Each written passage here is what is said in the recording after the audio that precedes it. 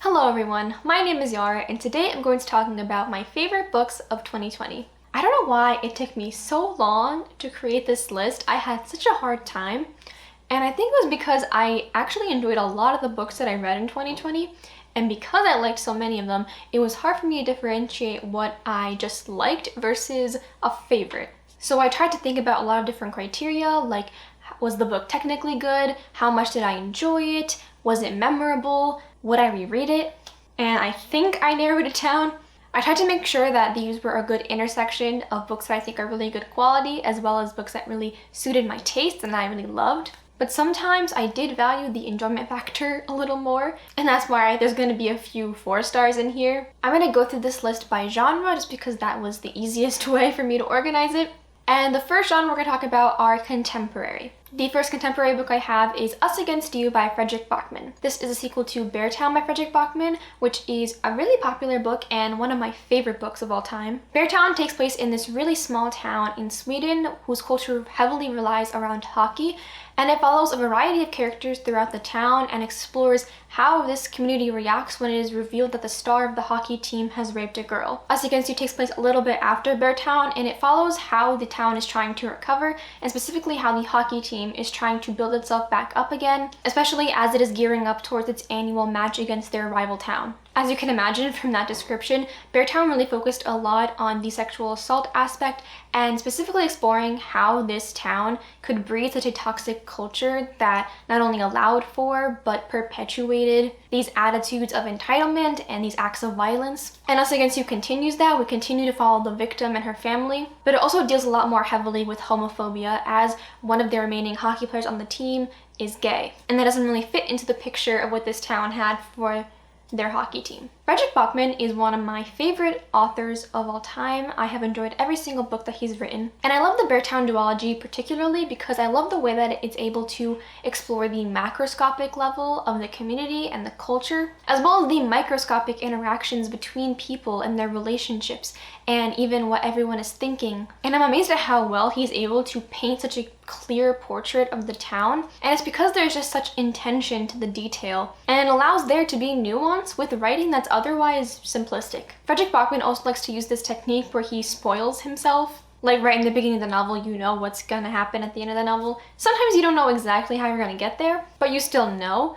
And I personally really like that because I like how it puts the focus not on the plot. A lot of the plot is actually predictable because it's very rooted in reality. You feel like you know these people, you know how things are going to play out because we know how society as a whole works. I will say Us Against You had more surprises than Beartown, but overall I think the real value is in how well it explores the themes and the characters. Because you can recognize so deeply these personalities, it makes the emotional impact a lot more intense, like you feel so much more angry and frustrated and sad or even happy. There is a lot of happy moments of family and friendship throughout the story. If you like contemporary, and even if you don't like contemporary, I think this is a really worthwhile read. The next book I have to talk about is AllAmerican Muslim Girl by Nadine Jolie Courtney.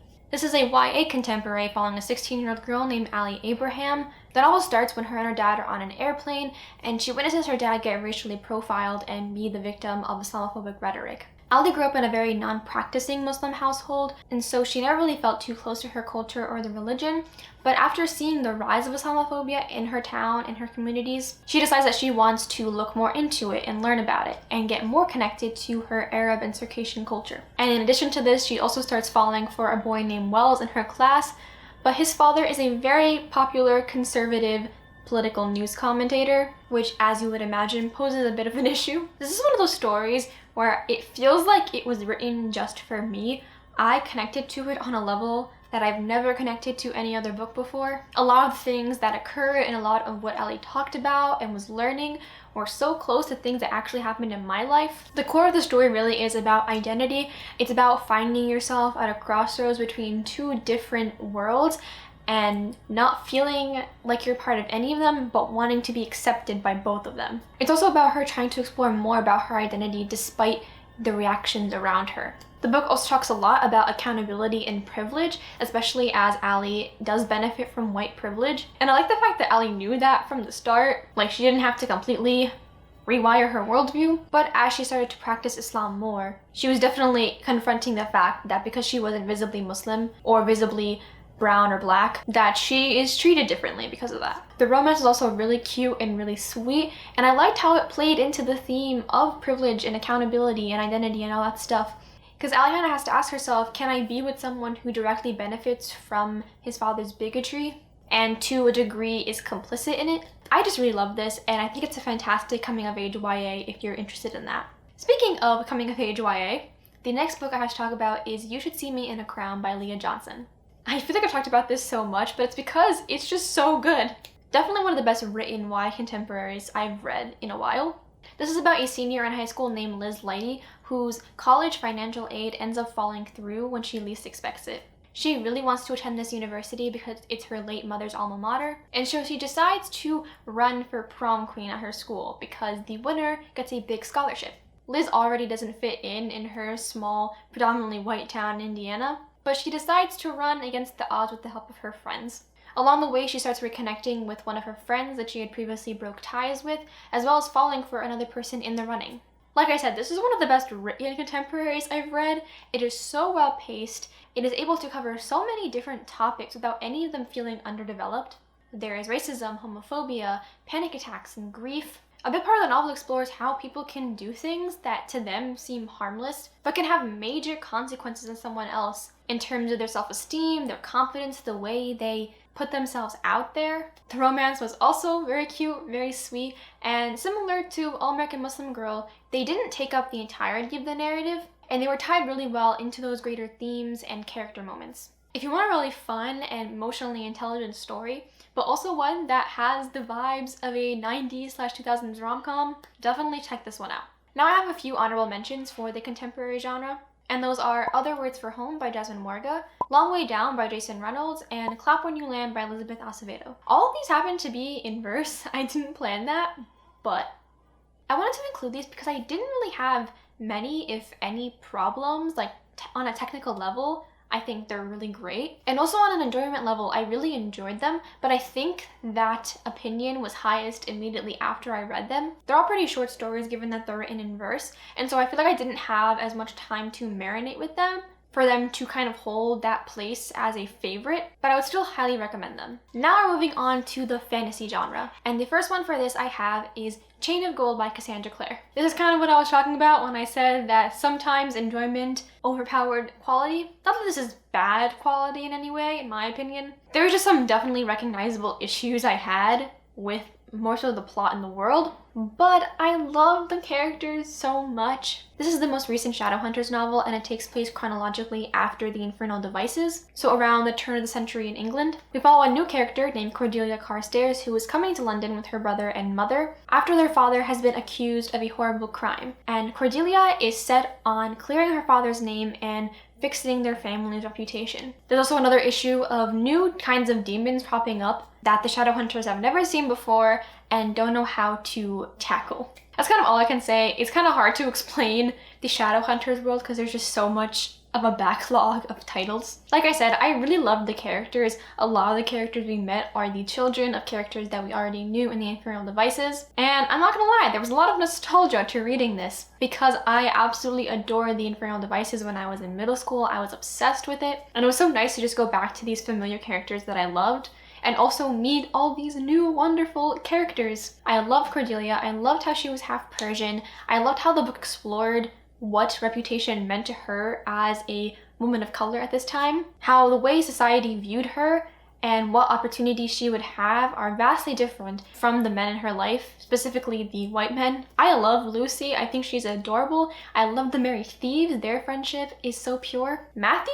is becoming kind of one of my favorite characters just in the Shadowhunters world. I think he's so complex and so interesting, and I'm so excited to see him more in the sequel. I'm not gonna lie, I love the drama. It is so addicting. I had to study for an exam while reading this book, and it was so hard for me to not read this book because I was just so addicted to the story and I wanted to know what happens. I have a whole spoilery reading vlog of this if you want to check out my spoilery thoughts. But yeah, personally, it's a favorite for me. If you're already not interested in reading the Shadowhunters world, I don't think this is going to change your mind, but I do think it's a good addition if you want to check it out. The next book we have is An Ember in the Ashes by Sabaa Tahir. This is an ancient Rome-inspired fantasy novel that draws heavily upon Islamic mythology. We follow Laya, who is a scholar, which is a group of people who have been subjugated by the ruling Martial Empire. And at the start of the novel, her grandparents are killed and her brother is taken prisoner for treason. And so she decides to make a deal with the resistance movement, and that she will be a spy for them if they help her save her brother. Then we have Elias, who is a student at the military academy. Not just a student, but its top student. But despite being the best soldier, he is adamant about leaving the Martial Empire. He does not want to contribute it anymore. He and Laya end up crossing paths, and they discover a lot more is going on behind the scenes of the Martial Empire than they had originally thought. This is a really popular YA series. It's been around for a long time, and I remember having it on my Goodreads for a long time, but I never actually got around to it until this year. But I'm so glad I did because it was fantastic. Let me just say that Sabita here is brutal.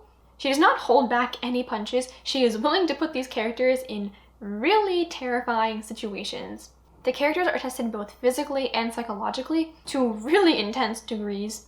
There really aren't many moments of rest in this novel. There is always that underlying anxiety, but it's so effective because it made the story so gripping and I had to keep reading. I think Saboteur did really excellent character work with this one. A lot of the story's themes have to do with colonization and trauma and abuse, whether that's survivorship in the case of Laya, or whether it's grappling with being complicit with that kind of system for Elias. The magic in this first book is actually pretty subtle. It's not a forefront of the story. We definitely saw instances of prophecies, of wraiths, of other magical creatures like that, and I'm super excited to continue to explore that. And now the final book is out, I can just read the rest of the series. Next we have Black Girl Unlimited by Echo Brown. I really hesitated whether to put this in the contemporary section or the fantasy section, because this is a memoir about Echo Brown's life, but it is infused with magical elements. So technically it is fantasy, but it is very rooted in reality. And Echo is a wizard, which in this book means she has the ability to see or do certain miracles. And each chapter of this book is a new lesson in wizard training. The magic in the story, however, functions more as a metaphor than an actual world that we're going to explore. It's given for people who have gone through really traumatic, really intense experiences as a way for them to cope and deal with said experiences. And that magic is like seeing a black veil around people who have depression, or being able to manipulate time to take yourself out of a situation, or to get a portal to a new world. A lot of Echo's upbringing is very painful. She is in a community that is haunted by alcoholism. She is a victim of sexual assault. She desperately wants to get out of this cycle of poverty, but is met with so many obstacles along the way. This is a really heavy book. Definitely check out the content warnings. But I thought it was absolutely brilliant. The writing was very peculiar to me at first because it felt very straightforward, matter of fact. It didn't feel like a novel infused with magic, like a magical realism novel or a fabulous novel. Like I said, it didn't really focus on what the magic was, but rather what it meant and what it functioned as. And I really liked that because it didn't romanticize any of the horrible things happening in the book. The book is not all sad. There are definitely some more positive moments where she connects with friends, where she gets support from mentor figures. I highly suggest reading the author's note at the end because it really puts into perspective the journey that the character or the author goes through.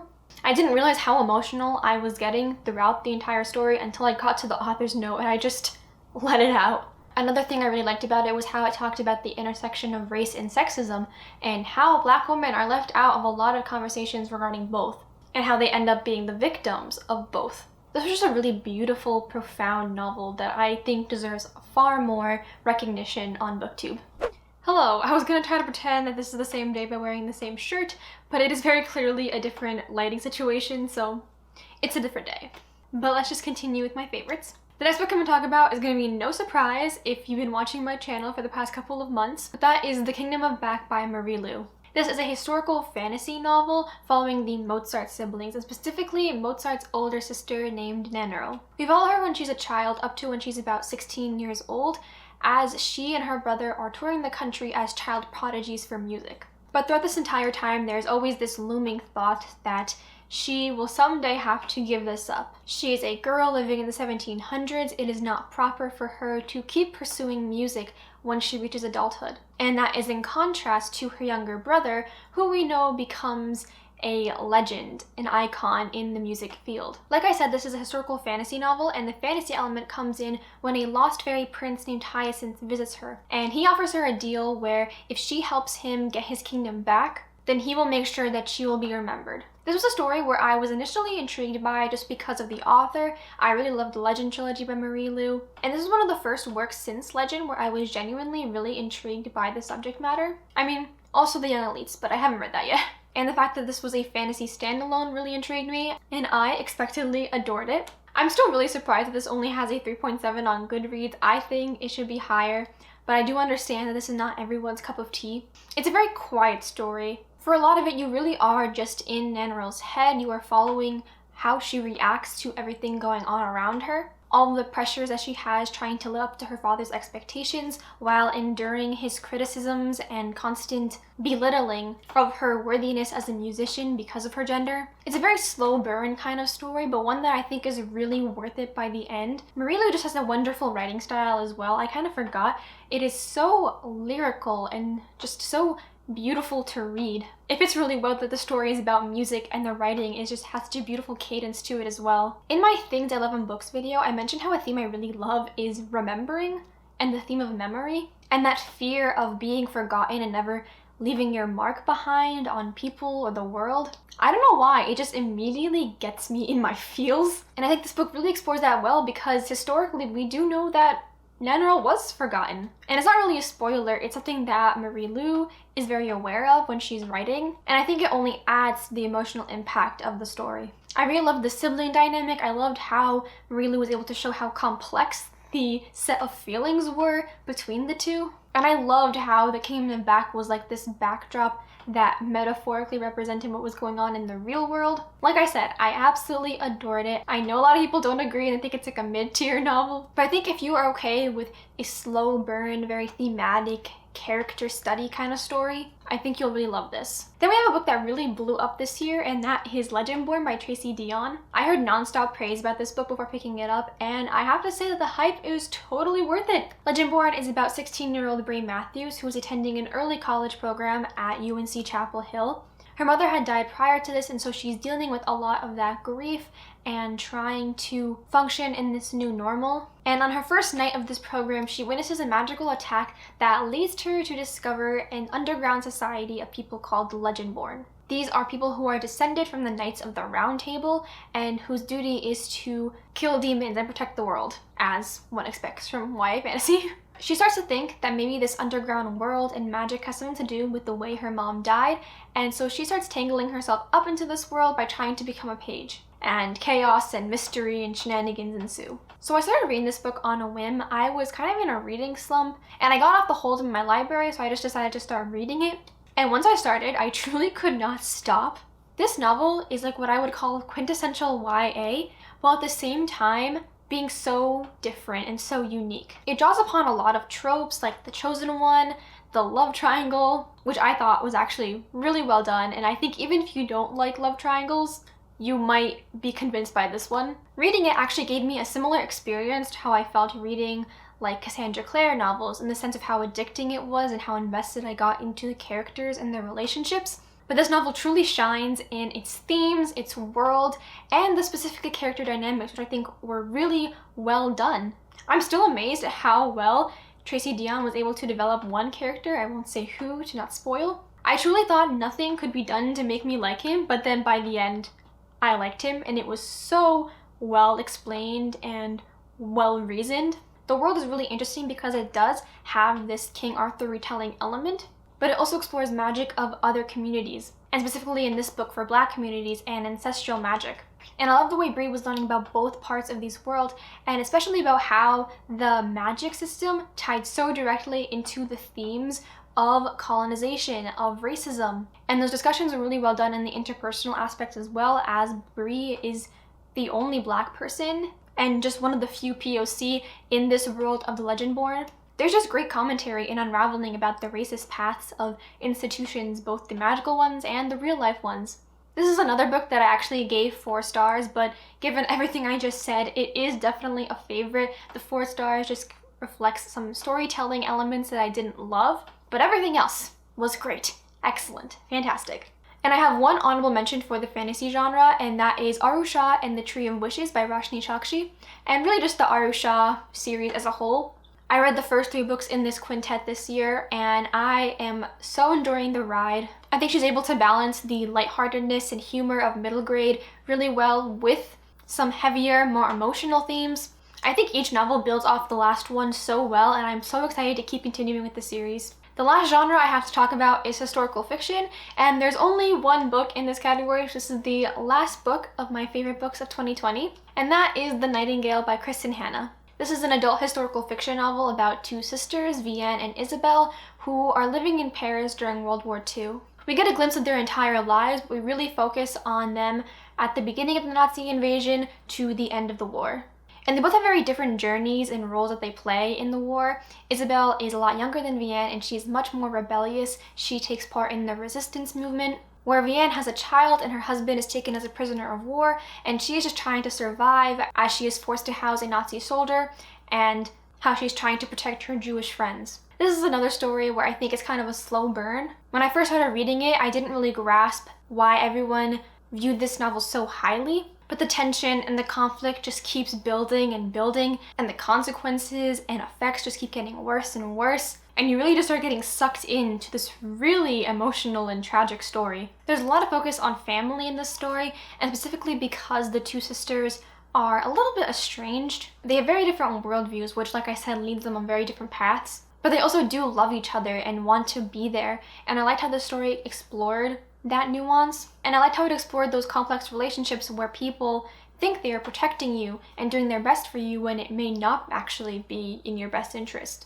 or at least in terms of what's most important to, say, Isabel. This is kind of similar to Black Girl Unlimited in the sense of reading the author's note in that case and reading the epilogue in this case, where it really puts into perspective the journeys that the characters have gone through, where they started, and how much has happened to bring them to where they are at the end. There's usually just so much that happens that they have to endure in this war. So many sacrifices that are made, so much physical and psychological endurance and survival. It's just a really heartbreaking but also really beautiful story. I think if you don't think you would like historical fiction, that you might actually like this one. It's pretty hefty, it's a pretty thick book, but it reads very quickly, so I definitely recommend if it sounds like something that you'd be interested in. So those are all the books that I have to talk about today. Please let me know if you read any of these books and what you thought of them, and also just let me know a favorite book of yours from 2020. This year was definitely not like any other year in terms of what's going on in the world, but also in my reading life. But anyway, if you enjoyed this video, please consider subscribing, and thank you so much for watching, and I'll see you later. Bye!